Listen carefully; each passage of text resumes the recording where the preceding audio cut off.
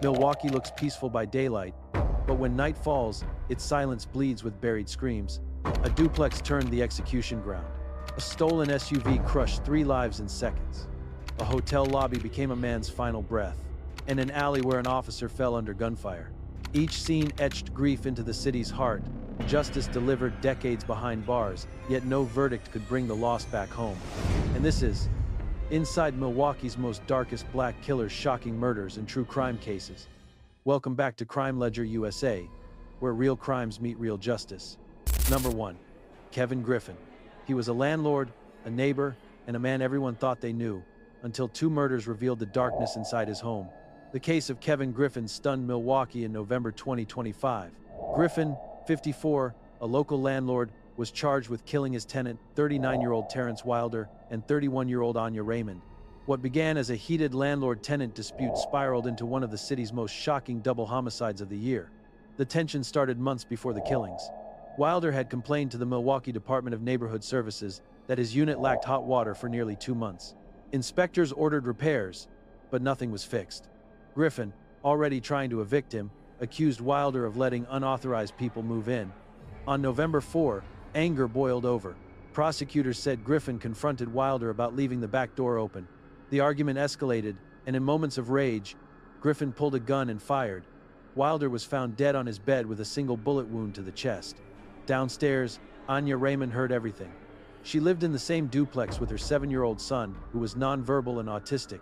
When she saw what had happened, she became the only witness to Wilder's death. Griffin forced Raymond and her child into his Mercedes. She pleaded for her life, saying she would keep silent. But Griffin later told investigators that he did not believe her. As he drove through the city, Raymond reached for mace and a knife. Griffin hit her, then shot her repeatedly, 6 to 8 times, as her son sat in the back seat.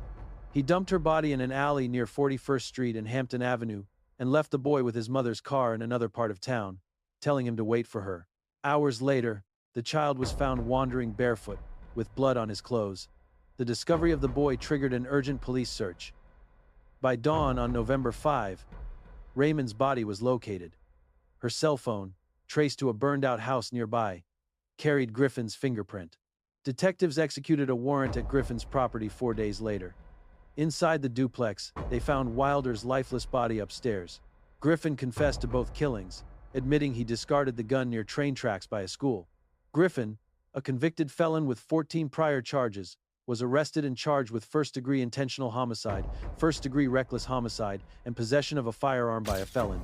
He appeared in court on November 16, where prosecutors called the crimes deliberate acts of retaliation. Held on a $500,000 bond, Griffin awaits trial as the city mourns 2 preventable deaths. Families expressed heartbreak and disbelief, calling for justice and safety reforms. 3 lessons remain. Unchecked anger can destroy lives faster than any weapon. Neglected housing disputes can turn deadly when pride overtakes reason. And witnesses, even unwilling ones, often become the most vulnerable. In the end, 2 families lost everything. A child lost his mother, and a city lost its sense of safety. Justice will decide what's left of Kevin Griffin's life. Before we continue, if this case shakes you, press hype, stand with us, break silence, and let justice roar louder than the voices once erased. Number 2.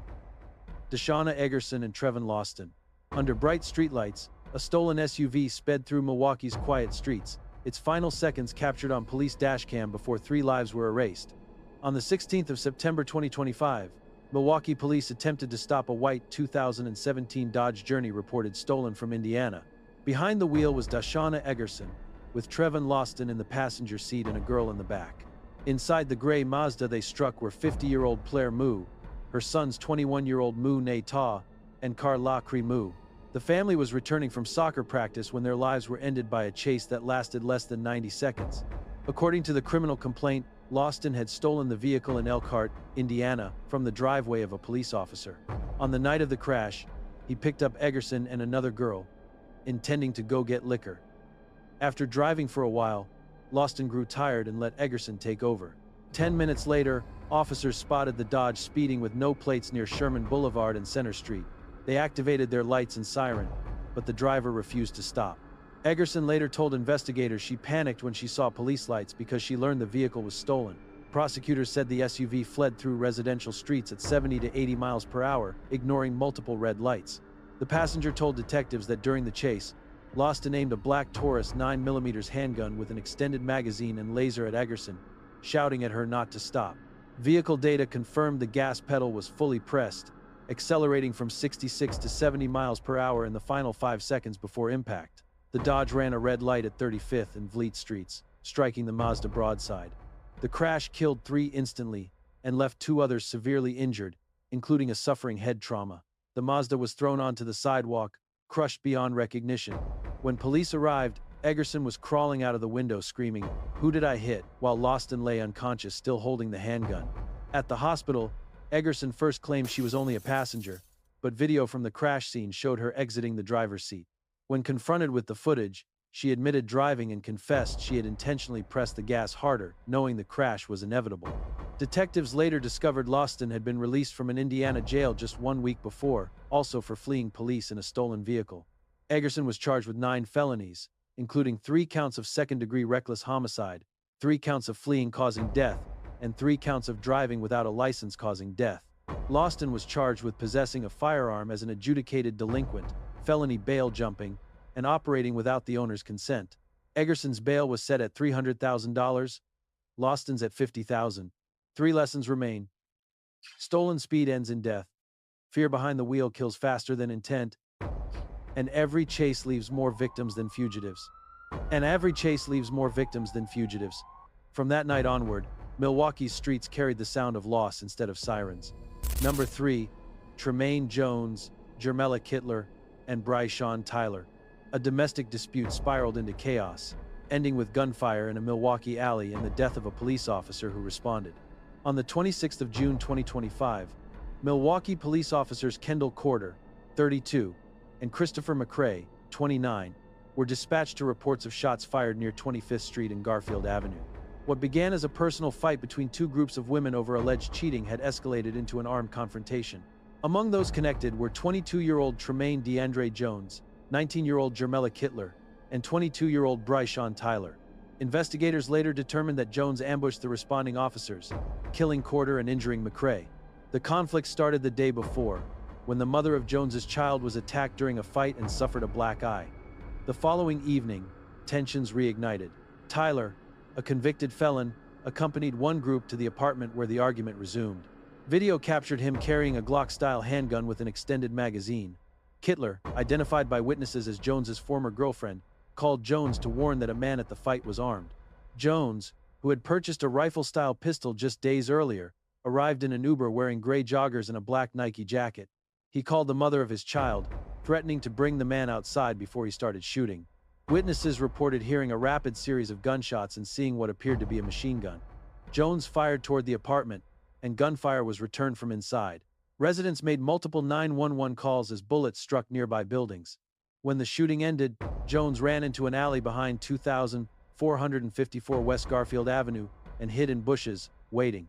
At approximately 9:22 p.m., officers Corder and McCrae arrived in response to the shots fired calls. Jones opened fire, discharging 16 rounds from his rifle. Both officers were struck before they could return fire. McCrae was hit in the foot, thigh, and back but survived. Corder was shot multiple times, 1 bullet severing his spine. He was taken to the hospital in critical condition and died 3 days later. On June 29, forensic investigators recovered 16 spent casings and the rifle used in the ambush, confirming Jones's fingerprint on the weapon. A backpack found nearby contained his social security card, work ID, birth certificate, and a gun receipt dated 1 week before the shooting. Investigators traced Jones to Kittler's residence, where she had hidden him and initially lied to officers. He was arrested early the next morning. Tyler was also charged for possessing a firearm as a felon. Jones was charged with first-degree intentional homicide, attempted homicide, and reckless endangerment, all with weapon enhancers. His cash bail was set at $500,000. Kittler was charged with harboring a felon. Corder's death drew grief from law enforcement and the community, with officials calling it a deliberate ambush on public servants. 3 lessons remain. Domestic anger mixed with firearms destroys reason. Retaliation often blinds judgment, and violence against responders leaves lasting scars. Milwaukee still mourns an officer who died serving its streets. Number 4. Travis Berkeley. It started with the sound of gunfire that no one heard until it was too late. 6 people dead inside a single Milwaukee home. In January 2022, investigators discovered one of the most brutal mass killings in the city's history. 6 victims, Charles Hardy, Caleb Jordan, Javoni Liddell, Donta Williams, Michelle Williams, and Donald Smith, were found shot to death inside a house near 21st and Wright Street. 34-year-old Travis Berkeley was charged with 6 counts of felony murder, armed robbery, accused of participating in what prosecutors described as a robbery gone wrong during a drug deal. The home was known as a spot for selling synthetic marijuana, or K2. Days before the killings, Donta Williams had streamed himself counting thousands of dollars from those sales. Witnesses said Berkeley often acted as security at the house. On January 20, he and his cousin planned to rob Williams. When Michelle Williams tried to intervene, she was shot first, followed by Donta. As gunfire spread through the house, Charles Hardy was killed on the stairs. In the basement, 3 more men were executed to eliminate witnesses. Donald Smith was found upstairs, stabbed and shot multiple times. Investigators later confirmed that bullets from 2 separate 9mm handguns were used, indicating 2 shooters. 3 days later, on January 23, a neighbor noticed dried blood on the door and called for help. Police entered the house to a scene of horror, bodies covered with blankets and clothing, already in rigor mortis. Furniture was overturned, and rooms appeared ransacked. Officers soon realized this was not a random attack but a targeted robbery turned massacre. Detectives began reconstructing the timeline through digital evidence. 10 phones were recovered from the crime scene. Berkeley's phone placed him inside the house from late January 19 until hours after the killings. At 10:25 a.m. on January 20, he took a selfie in the basement where 3 victims were later found, wearing eyeglasses identified as belonging to Donta Williams. That single image became key forensic evidence linking him to the murders. Another strange clue surfaced days later. Around 3:46 a.m. on January 23, a woman called 911, claiming she'd been shot in the head and that others were dead. The address she gave was just blocks away from the real crime scene. When officers traced the call, they found Berkeley and several others. Inside that residence, police discovered prescription bottles and paperwork with Berkeley's name and a debit card belonging to his cousin. Berkeley was arrested and charged in June 2022. His bail was set at $1 million. In early 2023, a court ruled him incompetent to stand trial, noting he was unlikely to regain competency. Officials described the crime scene as horrific. Residents mourned the 6 lives lost during another wave of Milwaukee violence. 3 lessons remain: greed destroys faster than hate. Every clue leaves a digital trace, and silence in crime scenes rarely lasts forever. 6 lives ended, 1 photo told their story. Number 5. Antoine Edwards. A teenager opened a drive-through window to help someone she trusted. Seconds later, she was dead, caught between bullets and betrayal. On the 2nd of January 2022, a staged robbery at a Burger King in Milwaukee turned fatal when a cashier, Nisha Harris Brazel, was shot and killed during a botched plan involving her best friend's father, 41-year-old Antoine Zebediah Edwards. The plan, conceived as a quick inside job, unraveled into a tragedy that shocked the city and exposed the hidden danger of felony murder laws. Days before the incident, Edwards, his daughter, and Harris Brazel discussed staging a fake robbery at closing time when the register was full. Edwards would pull up to the window, Harris Brazel would hand him cash, and no one else would know. The plan was to make it look real. But that night, when Edwards arrived at the drive-thru around 10 p.m., another employee happened to be working the window. Edwards left, called his daughter, and returned minutes later when Harris Brazel was back on shift. Surveillance footage showed her removing the cash drawer while Edwards climbed halfway through the window holding a pistol. According to his confession, Edwards grew impatient because Harris Brazel took too long. She reportedly panicked, and employees heard her scream that someone had a gun. Derek Ellis, another Burger King worker unaware of the plan, drew his firearm and fired toward the window, trying to stop the robbery. The shots struck Harris Brazel instead of Edwards. Edwards fled, and Ellis, realizing what had happened, collected shell casings and hid his weapon inside the store's safe because he was a convicted felon. Harris Brazel was rushed to the hospital but died from multiple gunshot wounds. The Milwaukee Police Department reviewed hours of surveillance video and immediately suspected the crime was staged. Investigators connected the dots through text messages and phone records between Edwards and his daughter. When questioned, both admitted planning the fake robbery. Edwards later claimed he excluded his daughter, saying he only planned it with Harris Brazel, but video evidence contradicted that claim. The footage showed the girl frightened, not cooperative. Her family insisted she was never part of the scheme. Detectives also confirmed Edwards was the driver of the Chevrolet Impala used that night. Ellis was later arrested for being a felon in possession of a firearm. Edwards was charged with felony murder, contributing to the delinquency of a minor causing death, disorderly conduct, and firearm possession as a felon. In February 2023, he pleaded guilty to felony murder, and prosecutors dropped the other major counts. He was sentenced in April 2023 to 18 years in prison and 5 years of supervision. Ellis received 1 year in custody and 4 years of probation. The court called the case devastating. 3 lessons remain. 1. Reckless plan can destroy innocence. Guns in the wrong hands multiply tragedy, and greed disguised as desperation ends in loss. A moment of chaos turned a drive-through window into a crime scene forever. Number 6. Lorenzo Beaton, Chantrell Lyons, Antonio Smith and Shaheem Smith. A murder suspect behind bars continued to orchestrate violence from his jail cell, plotting to silence the last person who could testify against him. In 2015, Milwaukee authorities uncovered a complex murder conspiracy led by Antonio Smith, who was already charged with killing Eddie Powell and Brianna Eskridge. While awaiting trial in the Milwaukee County Jail, Smith planned another crime, arranging the murder of Joe Spivey, a crucial witness who had identified him as Powell's killer. Working through coded phone calls and jail video chats, Smith coordinated with his girlfriend, Chantrell Lyons, his nephew, Shaheem Smith, and an associate, Lorenzo Beaton. Their goal: bail Spivey out of custody, then kill him before he could testify. Eddie Powell was shot 6 times on the 11th of July 2015.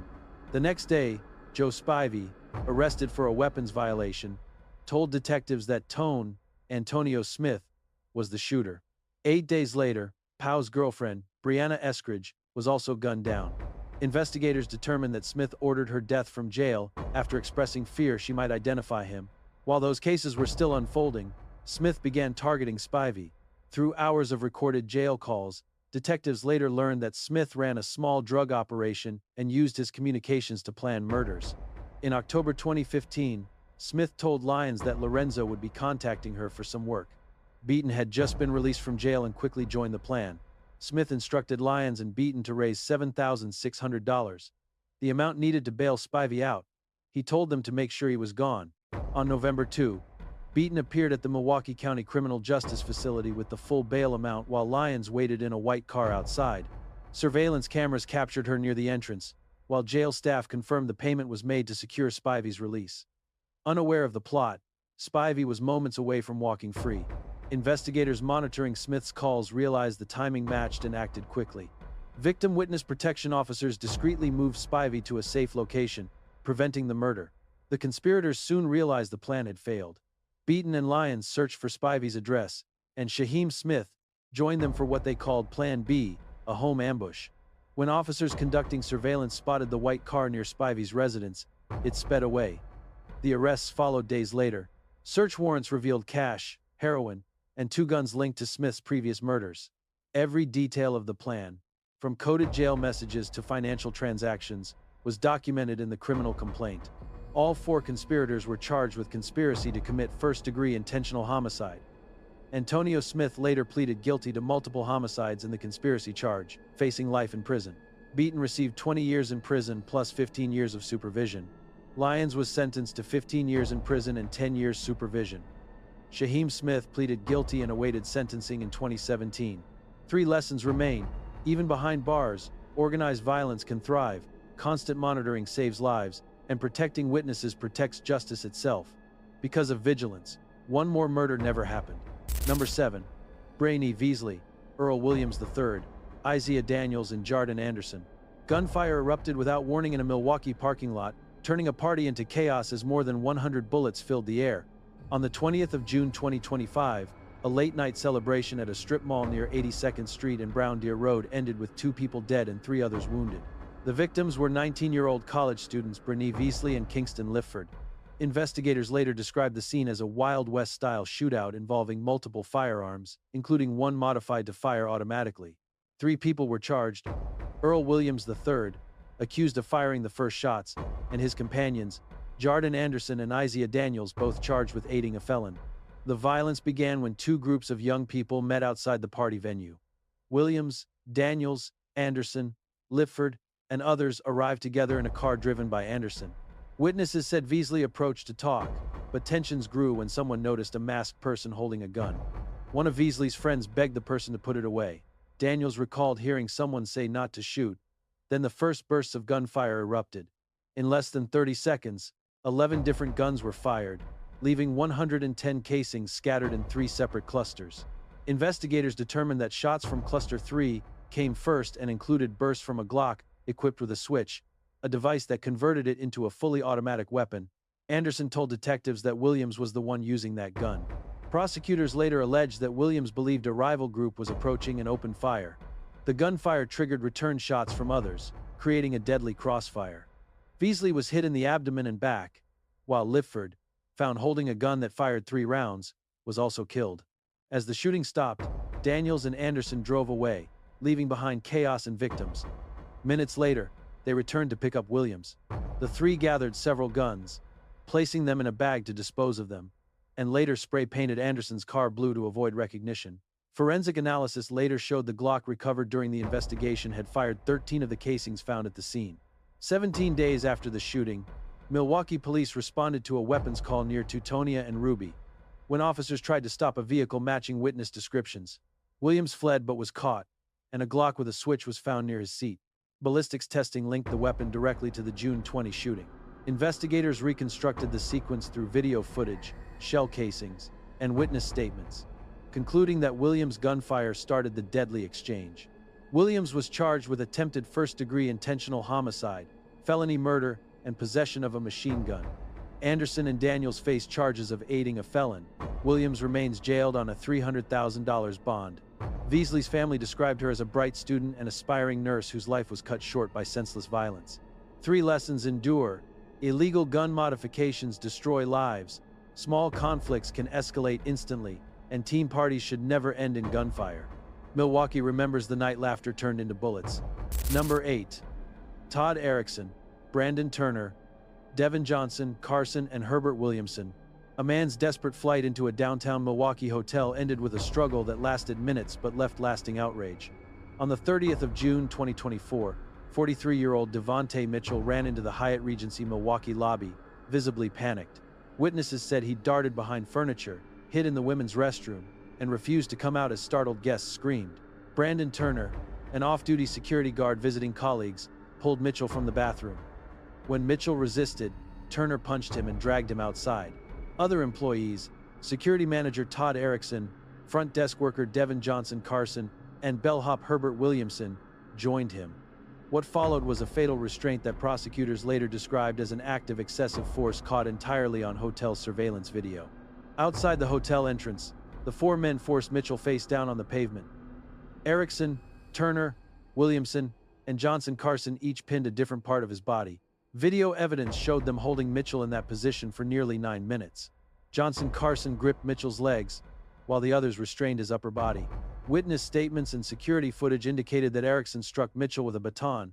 One worker kicked him, and another punched him repeatedly. During the restraint, Mitchell struggled for breath, pleading for help before his movement slowed. By the time police and paramedics arrived, Mitchell had stopped breathing. The medical examiner later ruled his death a homicide caused by restraint, asphyxia combined with the toxic effects of cocaine and methamphetamine.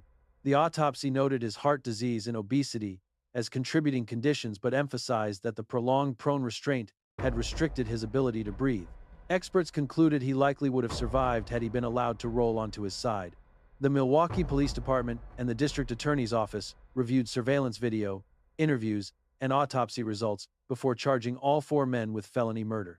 The evidence showed that although Mitchell appeared agitated, his behavior did not justify the force used. Prosecutors argued that the hotel employees, acting outside proper restraint training, escalated the encounter.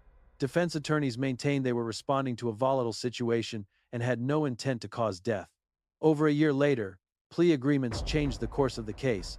Erickson and Turner pleaded guilty to felony murder, while Williamson and Johnson Carson pleaded guilty to misdemeanor battery. At sentencing on the 3rd of September 2025, Milwaukee County Judge David Swanson stayed Erickson's 2-year and Turner's 1-year prison sentences, replacing them with probation. Williamson and Johnson Carson received credit for brief jail stays already served. No defendant served additional prison time, sparking frustration from Mitchell's relatives, who said the outcome denied true accountability. Mitchell's family expressed grief and anger at the sentences, calling them unjust. The Hyatt Regency operator, Aimbridge Hospitality, had already terminated all 4 employees and reached a confidential civil settlement with the family. 3 lessons endure. Restraint without training can turn deadly. Drug intoxication complicates justice, and systemic accountability remains critical. 1 man died, 4 walked free, and a city still searches for justice. Each case is a reminder that evil often wears a familiar face, and justice, though relentless, never erases the scars left behind. But these are only a few of the city's darkest secrets. What other crimes lie buried beneath Milwaukee's quiet streets? Who will surface next in the ledger of the forgotten and the condemned? Stay tuned for more haunting true crime stories. Subscribe now, hit the notification bell, and be the first to witness the next chapter of Crime Ledger USA.